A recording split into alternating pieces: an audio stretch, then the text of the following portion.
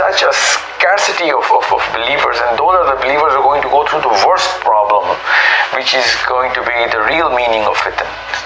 The real meaning of fitan is not just the fact that you can't tell from right or wrong. The real meaning of the fitan is that you can tell between right and wrong, but you cannot do anything about it.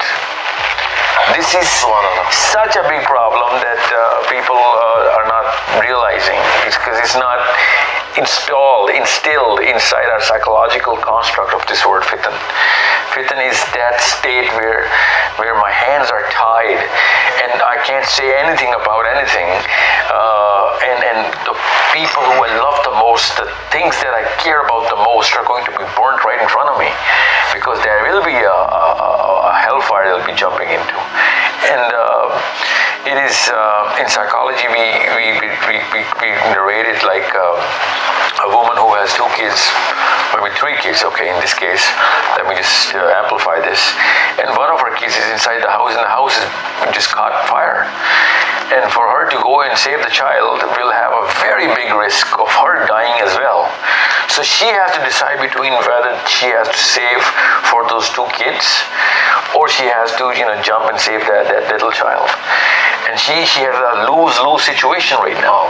It is such a big problem that she's in right now that it's just like, in infant psychology, the infant, when it gets hungry, it knows no language. So what it does, it cries. It starts yelling. And that's something that the mother knows, that she cannot say I'm hungry. And the fact that it knows that it does not know any language, it's conscious as a human being that I am hungry and I know that this person is going to feed me, but I do not know how to say it, so it starts yelling. That is the exact state of the believer at that time. And the more they're going to yell, the less they're going to be believed, because that's the wrong way of preaching.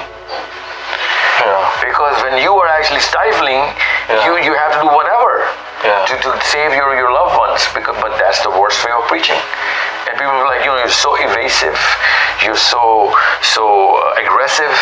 You are, you do not know what steadiness is and how to build up a whole, preface of what you're trying to build up. Where's the context? Where's the emotional plea? There's no way to actually save everybody if you're trying to come up with a hook and a claw and trying to do whatever the Dajjal is going to be doing, because the Dajjal is going to be massive. When this word does not even do justice, this massive word, the magnitude of what the Dajjal is going to be doing at financial levels and emotional level and individual level and group level and country level and the global level and astronomical level, playing with time and everything. Everything is going to be so magnificent when it comes to the Dajjal that people who are going to be believers are going to be like, can you not see the kafara written on his forehead? But people are like, you have just lost it, man. I can't see anything written on his forehead. Imagine your son saying this to you, that daddy, you've lost it. What's wrong with you? You're so biased. You're such a Molvi. You're such an extremist that you're seeing that this is the biggest solution to the bigger problems that we have. And they could be saying that this is real Jesus Christ in flesh and bone, in spirit and in message, but they won't be able to do anything about it. And that's the biggest stifling that actually comes with this word fitan. And this is something which people are not